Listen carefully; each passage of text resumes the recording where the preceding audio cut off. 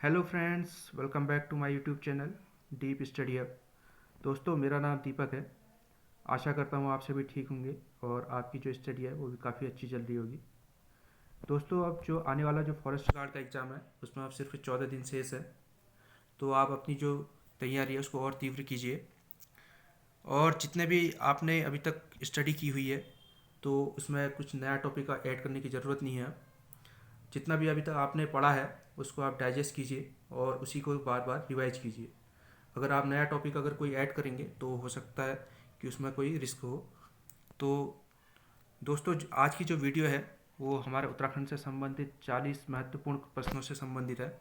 इसमें हमारा जो उत्तराखंड का जो हिस्ट्री है, कल्चर है और ज्योग्राफी और जो करंट अफेयर है वो हमारा इसमें सम्मिलित किया गया है और जिसमें 40 प्रश्नों का हमने सेट बनाया है। तो दोस्तों, शुरू करते हैं आज की वीडियो। इसमें जो पहला क्वेश्चन है हमारा, इसमें किस परमार शासक के समय जो सिख गुरु राम राय थे वो उत्तराखंड आए हुए थे। इसमें ऑप्शन है हमारे प्रदीप शाह, पृथ्वी शाह, महपत शाह और फतेह शाह। तो दोस्तों, जो इसका सही आंसर है वो फतेह शाह है। फतेह शाह के समय जो हमारे सिख गुरु राम राय थे वो उत्तराखंड आए हुए थे। जो फतेह शाह थे इन्होंने जो सिख गुरु राम राय थे इनको 3 गांव दान में दिए थे, खुड़बुड़ा, राजपुरा और चामासारी। आगे बढ़ते हैं अगले क्वेश्चन पे। जो उत्तराखंड प्रशासनिक प्रशिक्षण संस्थान है वह कहाँ स्थित है। जो उत्तराखंड का प्रशिक्षण संस्थान है प्रशासनिक, ये ऑप्शन है इसके देहरादून, नैनीताल, हल्द्वानी व ऋषिकेश। तो इसका जो सही आंसर है वो नैनीताल है। नैनीताल में हमारा उत्तराखंड प्रशासनिक प्रशिक्षण संस्थान स्थित है। बात करें देश के स्तर की तो हमारा जो प्रशासनिक प्रशिक्षण संस्थान है वो लाल बहादुर शास्त्री के नाम पे स्थित है, जो कि हमारा मसूरी में है। आगे बात करते हैं। जो ऊटी बैंक डकैती हुई थी ये 1933 में हुई थी हमारी। इसमें भाग लेने वाले उत्तराखंड के व्यक्ति कौन थे। ऑप्शन में है इसमें श्रीदेव सुमन, बच्चूलाल भट्ट, बलदेव सिंह आर्य और उपयुक्त सभी। दोस्तों, इसका जो सही आंसर है वो बच्चूलाल भट्ट थे, जिन्होंने ऊटी बैंक डकैती हुई थी उसमें भाग लिया था। आगे बढ़ते हैं अगले क्वेश्चन पे। जो उत्तराखंड है इसमें इको टास्क फोर्स का गठन कब किया गया था। जो इको टास्क फोर्स है उसका गठन बताना है हमने। ऑप्शन है इसके 2004-05, 2006-07, 2008-09 और 2009-10। दोस्तों, जो इसका सही आंसर है वो 2008-09 है। 2008-09 में जो इको टास्क फोर्स था उसका गठन किया गया था। आगे बात करते हैं अगले क्वेश्चन पे। जो बिखौती मेला है उत्तराखंड में किस माह में मनाया जाता है। बिखौती मेला बताना है हमने। ऑप्शन है इसके बैसाख, आषाढ़, मार्गशीर्ष और फाल्गुन। दोस्तों, इसका जो सही आंसर है वो बैसाख माह है। बैसाख माह में जो बिखौती मेला है वो मनाया जाता है। आगे बात करते हैं अगले क्वेश्चन पे। हाल ही में निम्न में से किस संस्थान ने जो किसान मोबाइल ऐप है वो लॉन्च किया गया। इसमें ऑप्शन है हमारे IIT Kanpur, IIT Roorkee, IIT Delhi और आईआईटी मद्रास। दोस्तों, एग्जाम की दृष्टि से इम्पोर्टेंट क्वेश्चन होगा क्योंकि ये करंट अफेयर्स से संबंधित क्वेश्चन है। हमने बताना है किसान मोबाइल ऐप किसके द्वारा लॉन्च किया गया। इसका जो सही आंसर है वो आईआईटी रुड़की है। आईआईटी रुड़की द्वारा जो किसान मोबाइल ऐप है उसको लॉन्च किया गया था। आगे बात करते हैं। जो फ्रेडरिक स्मेटा है उनके द्वारा स्थापित जो तितलियों का संग्रहालय है वह कहाँ स्थित है। हमने तितलियों का संग्रहालय बताना है। ऑप्शन है इसमें नैनीताल, सात ताल, भीमताल और नौकुचिया ताल। दोस्तों, इसका जो सही आंसर है वो भीमताल है। भीमताल में जो फ्रेडरिक स्मेटा थे इन्होंने तितलियों का एक संग्रहालय स्थापित किया था। आगे बात करते हैं अगले क्वेश्चन पे। क्वेश्चन नंबर 8 है। 2011 की जनगणना के अनुसार उत्तराखंड का लिंगानुपात कितना है। इसमें हमने उत्तराखंड का लिंगानुपात बताना है 2011 की जनगणना के अनुसार। दोस्तों, जो जनगणना है वहाँ से आयोग अक्सर क्वेश्चन पूछ रहा है तो आप इसको अच्छे से पढ़ के जाइएगा। इसके ऑप्शन है 927, 963, 943 और 971। दोस्तों, इसका जो सही आंसर है वो हमारा 963 है। जो उत्तराखंड का लिंगानुपात है वो 963 है। इसके अतिरिक्त बात करें जो देश का लिंगानुपात है वो हमारा 943 है 2011 की जनगणना के अनुसार। आगे बात करते हैं अगले क्वेश्चन पे। जो राजकीय पादप एवं जैविक अनुसंधान ब्यूरो है वह कहाँ स्थित है? हमने बताना है इसमें राजकीय पादप एवं जैविक अनुसंधान ब्यूरो। ऑप्शन है इसके भवाली, कौसानी, अल्मोड़ा और देहरादून। इसका जो सही आंसर है वो भवाली है। भवाली में जो राजकीय पादप एवं जैविक अनुसंधान ब्यूरो है वह स्थित है। दोस्तों वीडियो को पूरी देखते रहिएगा, आगे और भी इसमें करंट अफेयर के क्वेश्चन है, वो आपके जो एग्ज़ाम है आने वाला फॉरेस्ट गार्ड उसमें आपके महत्वपूर्ण साबित होंगे। तो अगले क्वेश्चन पे आते हैं। जो अंतर्राष्ट्रीय योग महोत्सव 2023 है इसका आयोजन कहाँ पर किया जा रहा है? जो अंतर्राष्ट्रीय योग महोत्सव है अभी हाल ही में 1 से 7 मार्च के बीच में आयोजित हुआ था। यह कहाँ आयोजित हुआ? ऑप्शन है इसके ऋषिकेश, हरिद्वार, नई दिल्ली और प्रयागराज। दोस्तों इसका जो सही आंसर है वो ऋषिकेश है। ऋषिकेश में अभी उत्तराखंड पर्यटन विकास परिषद ने इसका 1 मार्च को अभी उद्घाटन किया था, जिसमें इसका उद्घाटन जो हमारे मुख्यमंत्री है श्री पुष्कर सिंह धामी जी उनके द्वारा इसका उद्घाटन किया गया था। आगे बात करते हैं अगले क्वेश्चन पे। क्वेश्चन नंबर 11 है, हाल ही में विश्व जल दिवस कब मनाया गया? जो अभी विश्व जल दिवस है वो मनाया गया है, ये ऑप्शन है इसके हमारे 14 मार्च, 22 मार्च, 22 फरवरी और 6 जनवरी। तो दोस्तों जो इसका सही आंसर है वो 22 मार्च है। 22 मार्च को हमारा विश्व जल दिवस अभी मनाया गया है। इसके अतिरिक्त बात करें जो पृथ्वी दिवस है वो हमारा 22 अप्रैल को मनाया जाता है। और इसके अतिरिक्त एक और है जो हमारा 22 मई को मनाया जाता है जैव विविधता दिवस। आप इसको ऐसे याद कर सकते हैं, 22 मार्च में जल दिवस, उसके बाद 22 अप्रैल में पृथ्वी दिवस और 22 मई में जो जैव विविधता दिवस है वो मनाया जाता है। अगले क्वेश्चन पे आते हैं। राज्य में सर्वाधिक ऊंचाई पर स्थित पंच केदार कौन सा है? राज्य में जो सर्वाधिक ऊंचाई पर स्थित हमने पंच केदार बताना है।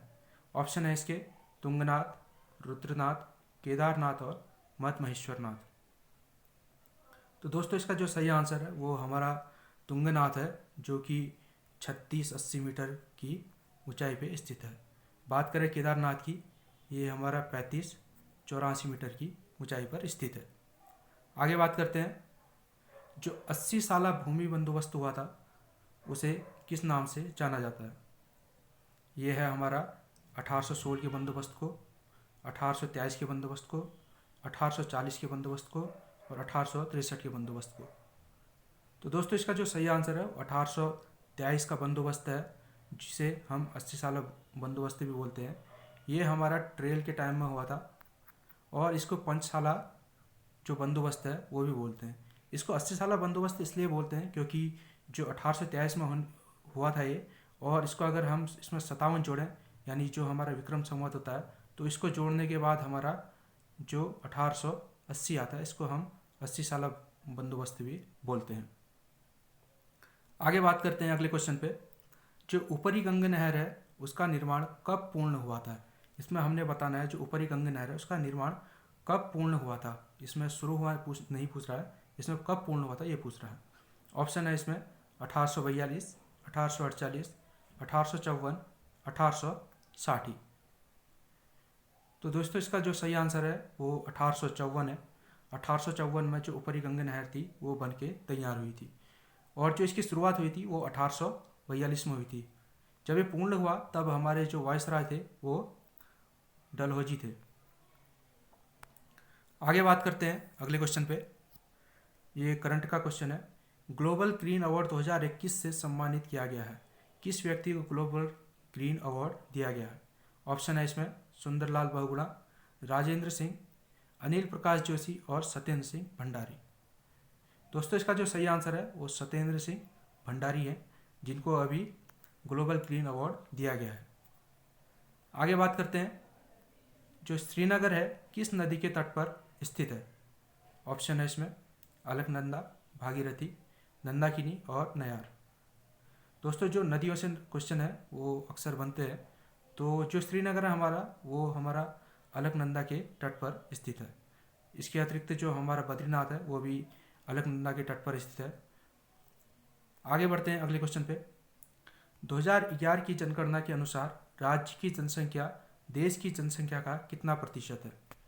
जो हमारी राज्य की जनसंख्या का प्रतिशत बताना है देश के परिप्रेक्ष्य में।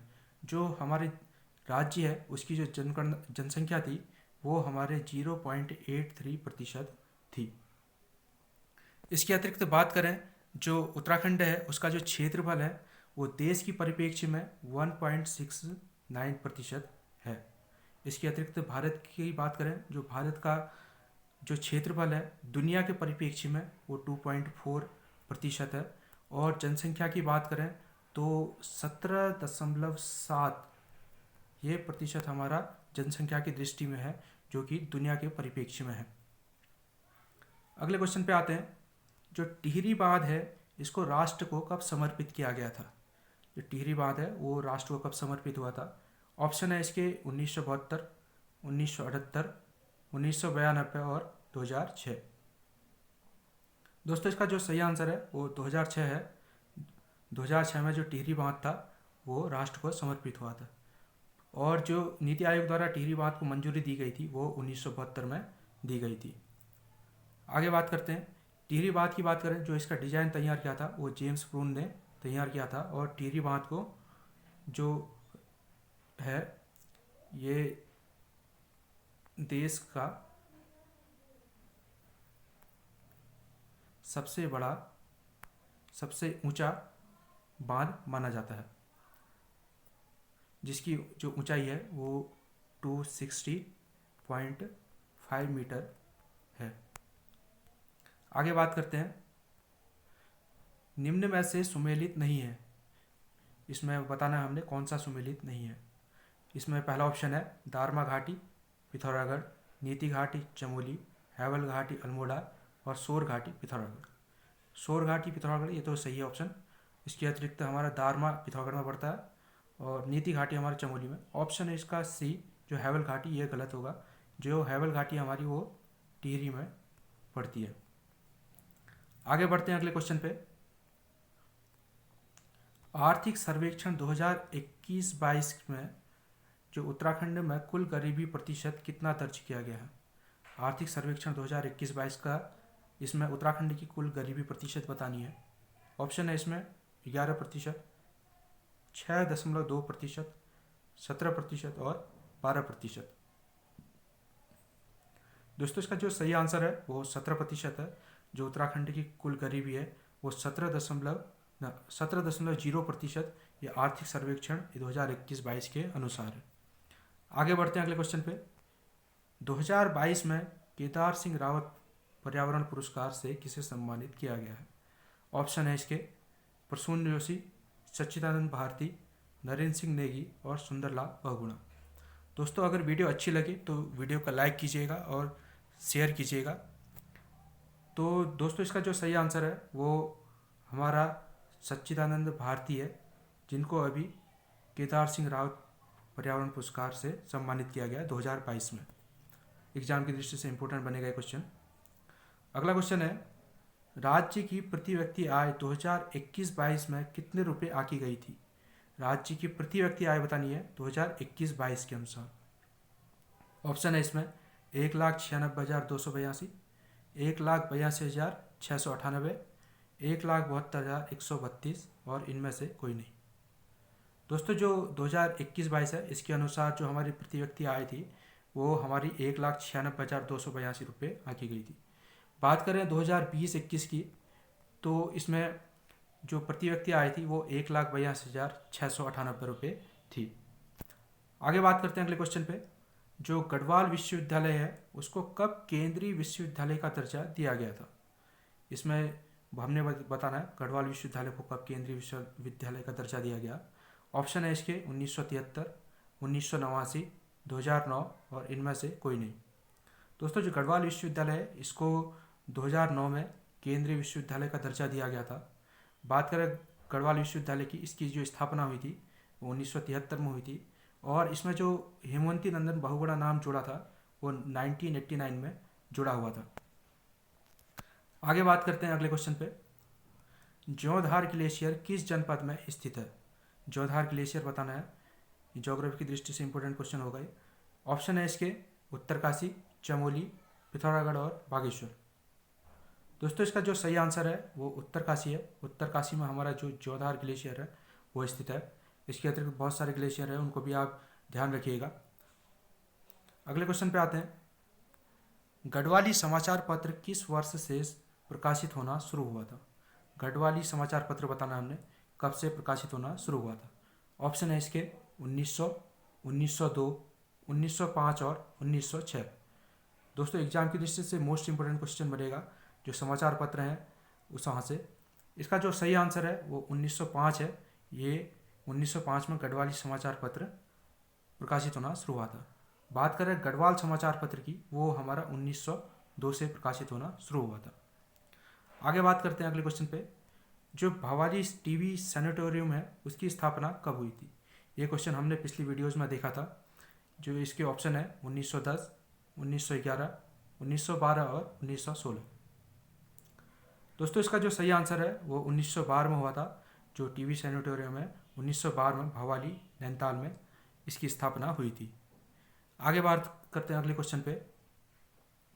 जो हमारा अगला क्वेश्चन है ये है, इसमें जो कवि गुमानी पंत है इसने किस कमिश्नर्स के संबंध में कुछ छंद लिखे थे?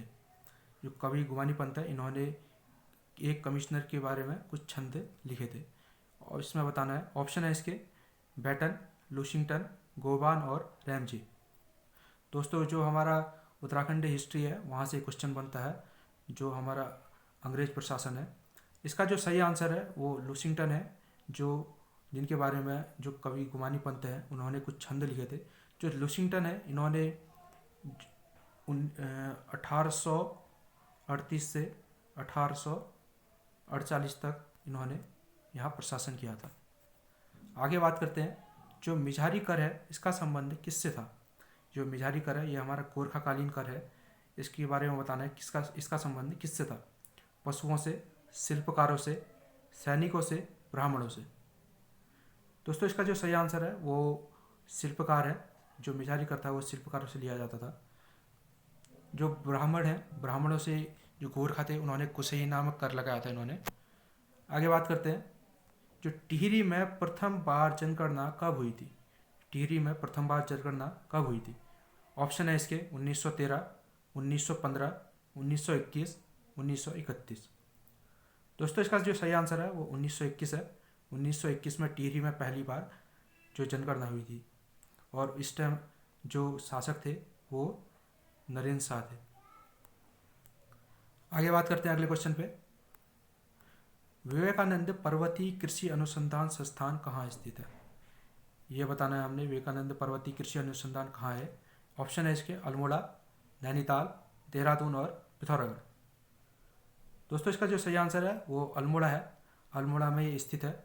जो इसकी स्थापना हुई थी वो 1924 में हुई थी, जो कि कोलकाता में हुई थी, और 1936 में ये उत्तराखंड में स्थानांतरित किया गया था। आगे बात करते हैं। जो अल्मोड़ा में जो मल्ला महल है इसकी स्थापना किस चंद शासक ने की थी? ऑप्शन है इसके भीष्मचंद, बालो कल्याण चंद, रुद्रचंद और भारतीचंद। दोस्तों इसका जो सही आंसर है जो मल्ला महल है उसकी स्थापना रुद्रचंद ने की थी। बात करें बालो कल्याण चंद ने, इन्होंने जो लाल मंडी किला है उसकी स्थापना की थी, और भीष्मचंद ने खगमरा जो किला था उसकी स्थापना की हुई थी। आगे बात करते हैं। जो कर्णाश्रम है वो किस नदी के तट पर स्थित है? कर्णाश्रम बताना है हमने। ऑप्शन है इसके कोसी नदी, मालनी नदी, गंगा नदी और खो नदी। दोस्तों इसका जो सही आंसर है वो मालनी नदी है। कर्णाश्रम मालनी नदी के तट पर स्थित है। बात करें खो नदी, इसके तट पर एक कोटद्वार स्थित है, और जो कोटद्वार है उसको जो गढ़वाल का द्वार भी बोला जाता है। और जो कोसी नदी है इसके तट पर गर्जिया माता का मंदिर है, और गंगा नदी के तट पर हरिद्वार स्थित है। आगे बात करते हैं अगले क्वेश्चन पे। कत्यूरी काल में तहसील स्तर की प्रशासनिक इकाई को क्या कहा जाता है? जो कत्यूरी शासन काल था उसमें तहसील स्तर की प्रशासनिक इकाई को क्या कहा जाता था? ऑप्शन में है कर्मांत, धर्मांत, शर्मांत और इनमें से कोई नहीं। दोस्तों इसका जो सही आंसर है वो कर्मांत है। जो कत्यूरियों के समय जो तहसील स्तर की प्रशासनिक इकाई थी उसको कर्मांत बोला जाता था। ये जितने भी क्वेश्चन है दोस्तों ये पिछले जो एग्ज़ाम हुए थे अभी तक के, उसमें कहीं ना कहीं किसी न किसी एग्ज़ाम में ये आए हुए क्वेश्चन है। दोस्तों अगले क्वेश्चन पे आते हैं। जो अगला क्वेश्चन है 34वां नंबर, ये प्राग ऐतिहासिक स्थल लाखू उड्यार किस नदी के तट पर स्थित है। जो लाखू उड्यार के बारे में बताना है, ये किस नदी के तट पर स्थित है। ऑप्शन है इसमें कोसी नदी, सुयाल नदी, गंगा नदी और गोला नदी। दोस्तों जो लाखू उड्यार है वो हमारा सुयाल नदी के तट पर है, डल बैंड पे, और जो कि हमारा अल्मोड़ा में स्थित है। आगे बात करते हैं अगले क्वेश्चन पे। जो बैजनाथ मंदिर है इसका निर्माण किसने कराया था। जो बैजनाथ मंदिर है इसका निर्माण किसने कराया था। ऑप्शन है इसमें ललित सुरदेव, भूदेव, इष्टगण देव और कल्याण राज। दोस्तों जो बैजनाथ मंदिर है इसका निर्माण हमारा भूदेव ने कराया था। जो भूदेव है हमारे, ये कत्यूरी वंश से संबंधित है। आगे बात करते हैं। जो कालसी शिलालेख है इसकी खोज किस वर्ष से की गई थी। जो कालसी शिलालेख है इसके बारे में बताना है। ये ऑप्शन है इसके 1837, 1849, 1860 और 1872। दोस्तों इसका जो सही आंसर है वो 1860 ही है। 1860 में जो कालसी शिलालेख है इसकी जो खोज हुई थी। जो कालसी शिलालेख है यह हमारा जो अशोक थे उनसे संबंधित है। आगे बात करते हैं। जो संस्कृत को राज्य की द्वितीय राजभाषा कब घोषित की गई थी। ऑप्शन है इसके 2010, 2011, 2012 और 2015। दोस्तों जो संस्कृत है वो हमारी द्वितीय राजभाषा है। इसको हमने 2010 में द्वितीय राजभाषा घोषित की गई थी। आगे बढ़ते हैं अगले क्वेश्चन पे। जो देवीधुरा है यहाँ कप मार्क्स की खोज हुई थी वो किसके द्वारा की गई थी। जो देवीधुरा में जो कप मार्क्स है उसकी खोज बतानी है। ऑप्शन है इसमें यशोधर मठवाल, MP जोशी, यशवंत कठोच और शिव प्रसाद डबराल। दोस्तों इसका जो सही आंसर है वो MP जोशी है। MP जोशी द्वारा जो देवीधुरा में कप मार्क्स हैं वो खोजे गए थे। आगे बात करते हैं अगले क्वेश्चन पे। 39वां क्वेश्चन है, हाल ही में रेस वॉक में ओलंपिक हेतु क्वालिफाई करने वाले उत्तराखंड के व्यक्ति कौन है। ये दोस्तों एग्ज़ाम की दृष्टि से ये मोस्ट इम्पोर्टेंट क्वेश्चन बनेगा, क्योंकि ये अभी कुछ ही दिन पहले की करंट है और आयोग जो है 1 महीने पहले और 15-20 दिन पहले का भी करंट पूछ रहा है, तो इस दृष्टि से इम्पोर्टेंट महत्वपूर्ण होगा। ऑप्शन है इसके परमजीत सिंह बिष्ट, लक्ष्य सेन, चंदन सिंह और सुरेश चंद्र पांडे। दोस्तों इसका जो सही आंसर है वो परमजीत सिंह बिष्ट है। ये इन्होंने अभी जापान में आयोजित हुई थी रेस वॉक, यहाँ इन्होंने ओलंपिक के लिए क्वालिफाई किया है। बात करें लक्ष्य सेन की और चंदन सिंह की, ये इन्होंने अभी 2 देवभूमि पुरस्कार है, देवभूमि खेल रत्न पुरस्कार, वो अभी जीते हैं। लक्ष्य सेन जो है ये हमारे बैडमिंटन से संबंधित है और जो चंदन सिंह है ये हमारे एथलेटिक्स से संबंधित है। बात करें जो सुरेश चंद्र पांडे जी हैं, इनको अभी लाइफ टाइम जो अचीवमेंट अवार्ड है वो प्राप्त हुआ है 2021-22 के लिए। आगे बात करते हैं। अंतिम क्वेश्चन है आज का।